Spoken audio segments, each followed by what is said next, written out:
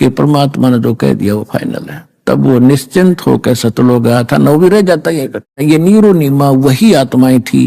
तो इनके लिए मालिक ने देखो कहां जंगल में आके विश्राम किया एक कमल के फूल पर, और फिर जुलाहों में झोपड़ी में आज से 600 वर्ष पहले क्या स्थिति थी आम नागरिक की अपने हिंदुस्तान के अंदर, और वो शूद्र जाति वहां कैसे रहते थे, कैसा वहां पर भेड़ बकरियों का मलमूत्र बांस उठी रहा करती, बदबू आती थी, बैड स्मेल होती थी, और वहां भी रहे मालिक हमारे लिए। और हम इतनी भांग पिए पड़े हैं काल के जूठे चोचलों की, हम भगवान को पहचान नहीं पा रहे हैं। तो अब आपकी पहले भांग उतारी जाएगी ये एंटीबायोटिक सत्संग सुना के, और फिर आप भगवान पहचानोगे।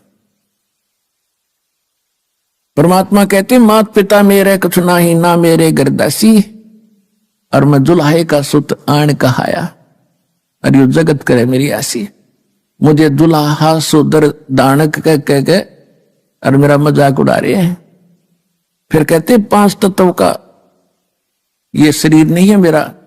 यजुर्वेद अध्याय नंबर 40 के मंत्र 8 में उसमें लिखा है कि सपरि आगात कबीर मनीषी शुक्रम अकायम ऐसनाविरम। कबीर परमेश्वर सर्वज्ञ है, मनीषी माने विद्वान, और उनका शरीर शुक्रम अकायम ऐसनाविरम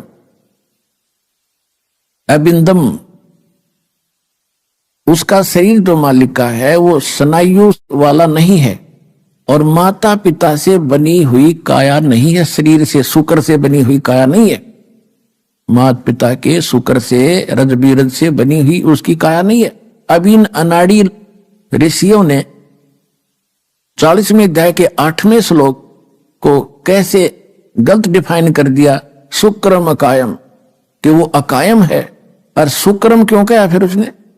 शुक्रम शब्द किस लिए लगा दिया? कायम शब्द पर्याप्त था, फिर क्यों ऐसनाविरम? माने उसके नर्वस सिस्टम नहीं है, स्नायु नहीं है। ऐसनाविरम शुक्रम अकायम, शुक्र से बनी हुई काया नहीं है, और उसमें नाड़ी तंत्र नहीं है।